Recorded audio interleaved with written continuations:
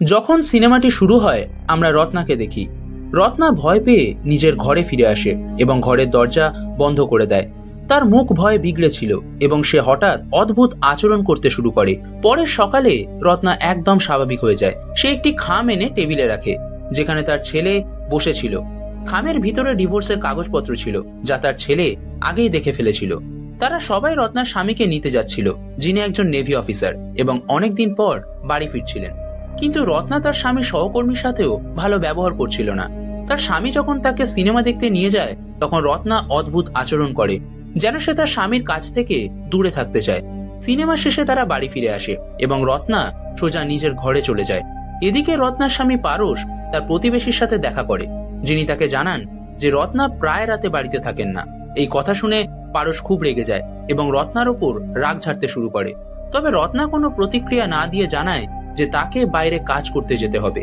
পারস তাকে অনুরোধ করে একদিন বাড়িতে থাকতে, কিন্তু রত্না পারসকে এড়িয়ে চলে। এতে পারসের মনে হয় রত্না হয়তো অন্য কারোর সাথে সম্পর্কে রয়েছে। এসব ভাবনায় রত্না ভেঙে পড়ে এবং নিজের মাথা টেবিলে আঘাত করতে থাকে। তার ছেলে এসে তাকে থামায়।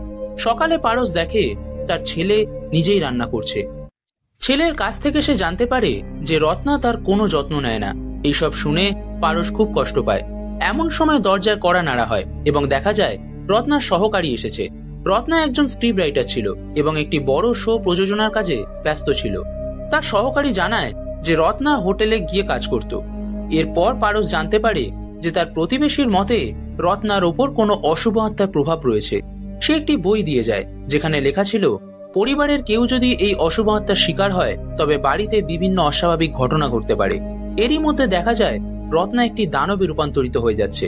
পারস এসব এড়িয়ে রত্নার ডিরেক্টরের কাছে যায়, কারণ সে মনে করে ডিরেক্টর এই বিষয়ে জড়িত। ডিরেক্টর তাকে বলে রত্নাকে বিরক্ত না করতে।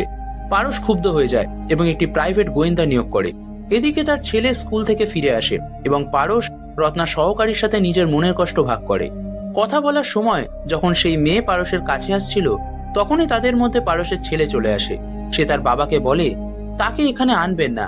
পারস তার ছেলের সঙ্গে কথা বললে সে জানায় যে তার মা অনেকদিন ধরে খুব অদ্ভুত আচরণ করছে। সে ঘরে গিয়ে একা কারোর সঙ্গে কথা বলে এবং মাঝে মাঝে তার শরীর অস্বাভাবিকভাবে বেঁকে যায়। এই কথাবার্তার মধ্যেই পারসের ছেলে ছাদের দিকে তাকিয়ে কিছু দাগ দেখতে পায়। ভয় পেয়ে সে ঘরে চলে আসে। এদিকে রত্না বাড়ি ফিরে আসে। রেগে গিয়ে পারস রত্নার কাছে যায় এবং জিজ্ঞাসা করে, তুমি ঠিক কতজনের সঙ্গে জড়িত? এই কথা শুনে রত্না খুব রেগে যায়। রত্নার রাগের সময় বাড়ির লাইট বারবার জ্বলতে নিতে থাকে। তখন মনে হয় রত্না কোথাও হারিয়ে গেছে, কিন্তু লাইট ফিরে আসার পর দেখা যায় সে মেঝেতে পড়ে আছে। তার মেকআপ নষ্ট হয়ে গেছে এবং সে অদ্ভুত ভাবে নড়ছে, যেন কোনো অদৃশ্য শক্তি তার সঙ্গে আছে। পারস তাকে তুলে রুমে নিয়ে যায়। তার অবস্থা খুব খারাপ ছিল। এই ঘটনা কি হচ্ছে তা পারস বুঝতে পারছিল না। হঠাৎ আয়নায় সে রত্নাকে মৃতদেহের মতো দেখতে পায়। মাঝরাতে রত্না আবার অদ্ভুত আচরণ শুরু করে। সে নিজের কম্বল মাথায় তুলে নেয়। এটা দেখে পারস সেই কম্বল সরিয়ে ফেলে। তারপর রত্নার অবস্থা স্বাভাবিক হয়ে যায়। একসময় পারস একটি ফোন পায়। এটা সেই স্পাই এর কল ছিল যে জানায় ডিরেক্টর রত্নার সঙ্গে কিচ্ছু করছে না। যখন পারস রুমে ফিরে আসে তখন সে দেখে রত্না আবার অদ্ভুতভাবে আচরণ করছে। তার চুল মুখে লেগে আছে এবং লাইট আবার জ্বলে নেবে। এরপর রত্না হঠাৎ বাড়ি থেকে অদৃশ্য হয়ে যায়। পারস সন্দেহ করে ডিরেক্টরের দিকে। সে স্পাইকে ডেকে ডিরেক্টরের হোটেলের ঠিকানা জানতে চায়। সেখানে পৌঁছে লিফটে সে একটি বৃদ্ধ মহিলার সঙ্গে দেখা করে, যিনি বলে সে আসছে, এবং এরপর মহিলাটি অদৃশ্য হয়ে যায়। পারস হোটেলে পৌঁছে ডিরেক্টরকে বন্দুক দেখায়, কিন্তু রুমে কেউ ছিল না। বাড়ি ফিরে সে দেখে তার ছেলে খুব ভয় পেয়েছে, কারণ ছাদে রক্তের দাগ দেখা যাচ্ছে। তার ছেলে জানায় সে বাথরুমে যেতে পারছে না কারণ সেখানে রত্না আছে। পারস বাথরুম পরীক্ষা করে দেখে রত্না সেখানে ছিল না, কিন্তু হঠাৎ তাকে সেখানে পাওয়া যায়। তার অবস্থা খুব খারাপ ছিল। তার পা থেকে রক্ত বের হচ্ছিল এবং তার চেহারা ভয়ঙ্কর ছিল। পারস ছেলেকে রুম থেকে বেরিয়ে যেতে বলে এবং রত্নাকে বিছানায় শুইয়ে দেয়। এরপর সে তার ছেলেকে শান্ত করে এবং তারা কথা বলতে বলতে ঘুমিয়ে পড়ে। মাঝরাতে রত্না আবার ওঠে। এবার সে একদম ঠিকঠাক ছিল। সে সাহসী মেকআপ করে ছাতা নিয়ে বেরিয়ে যায়। বাইরে প্রচন্ড বৃষ্টি হচ্ছিল, কিন্তু সে কিছুই মনে করেনি।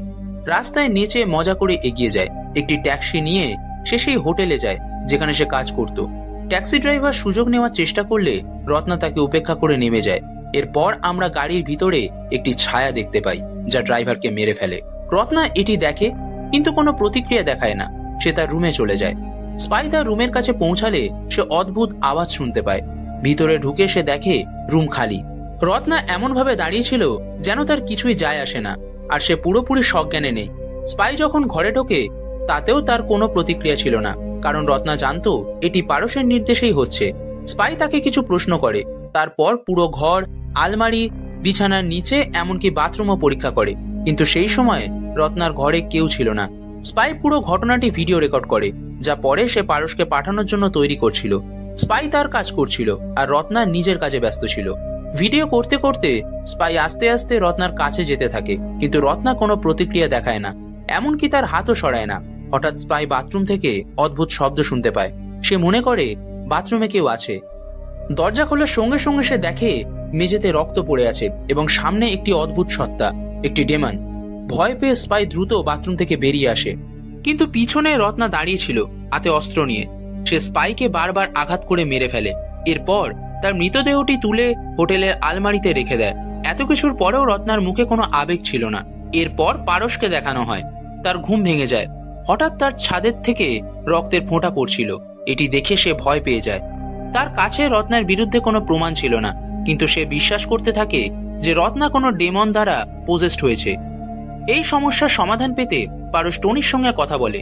টনি তাদের বাড়িতে আসে এবং বাড়ি পরীক্ষা করার পর বলে যে ডেমন রত্নার উপর প্রভাব ফেলেছে তাকে কেউ পাঠিয়েছে।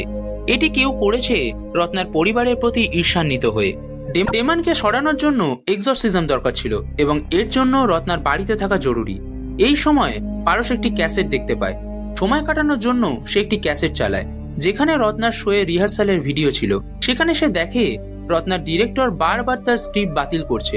ডিরেক্টর তার কাজের সমালোচনা করে এবং একই কাজ তাকে বারবার করতে বাধ্য করে। এতে রত্না মানসিকভাবে বিপর্যস্ত হয়ে পড়ে।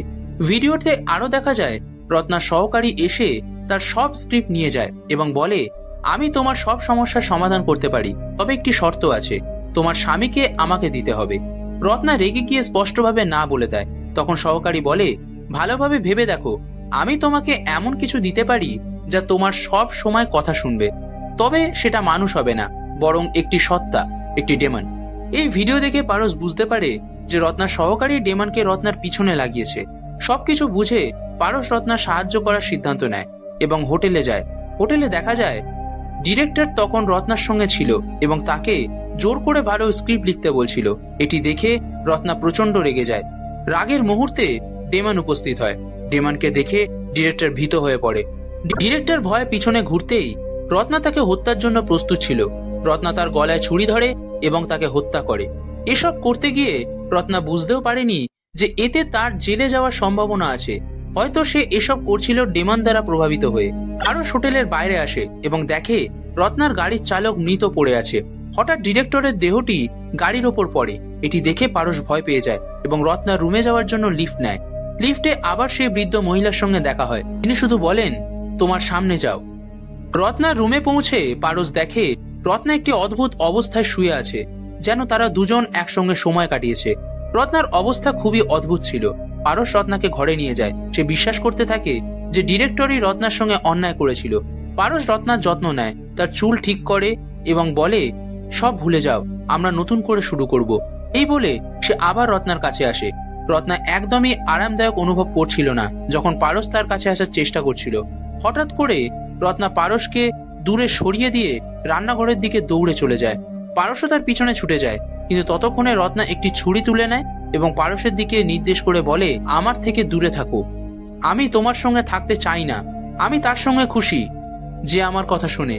এখানে স্পষ্ট হয় যে রত্না ডেমনের সঙ্গে খুশি ছিল।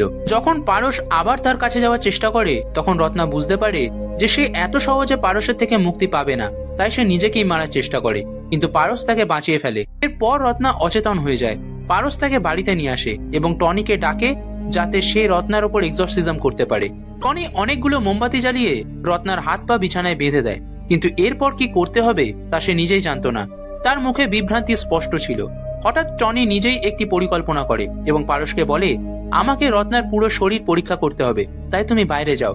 এটি স্পষ্ট করে যে টনি ও রত্নার অসহায়তার সুযোগ নিতে চেয়েছিল। এরপর দেখা যায় বুধ স্কুল থেকে ফিরে আসে। রত্নার সহকারী তাকে স্কুল থেকে নিয়ে আসে। বাড়ির অদ্ভুত পরিবেশ দেখে সহকারী দ্রুত পালানোর চেষ্টা করে, কিন্তু পারস তাকে ধরে ফেলে এবং বলে, আমি জানি এটা তোমার কাজ, তুমি রত্নার কাছে ডেমন পাঠিয়েছো, তুমি রত্নাকে মুক্ত করো, না হলে আমাকে নাও। এর মানে ছিল যে সহকারী যেভাবেই হোক পারসকে পেতে চাইতো। ডেমন পারসের মনের কথা শুনে ফেলে এবং সহকারীকে পোজেস্ট করে। এরপর ডেমন পারসের ওপর আক্রমণ করে, কিন্তু ডেমন পারসকে মারে না, কারণ রত্না চায় না সে পারসকে আঘাত করুক। ডেমন সহকারীর দেহ নিয়ে বাড়ি থেকে বেরিয়ে অদ্ভুত আচরণ করতে থাকে। এর মধ্যে পারস যখন ঘরে ফিরে আসে, সে দেখে টনি রত্নার সঙ্গে জোর জবস্তি করার চেষ্টা করছে। এটি দেখে পারস খুব রেগে যায়, কিন্তু এর আগেই ঘরের আসবাবপত্র শূন্যে ভাসতে শুরু করে এবং বাতি নিভে যায়। টনি সুযোগ নিয়ে পারসকে মারার চেষ্টা করে, কারণ সে জানতো যদি সে আগে না মারে পারস তাকে মেরে ফেলবে। ঠিক তখনই ডেমন টনিকে পোজেস করে নেয়। টনি নিজের মাথা বারবার দেওয়ালের সঙ্গে ঠুকে আত্মহত্যা করে। একইভাবে রত্নার সহকারীও রেল স্টেশনে নিজের মাথা মাটিতে ঠুকে আত্মহত্যা করে। পারসের বাড়ির দেওয়াল, ছাদ এবং মেঝে রক্তে ভরে যায়। এটি দেখে পারস ভয় পেয়ে যায় এবং দ্রুত তার ছেলের রুমে ছুটে যায়। দরজা বন্ধ দেখে বাধ্য হয়ে রত্নার রুমে যায়। সেখানে গিয়ে দেখে রত্না গ্রামের তাকি নামের একজনের সঙ্গে সময় কাটাচ্ছে।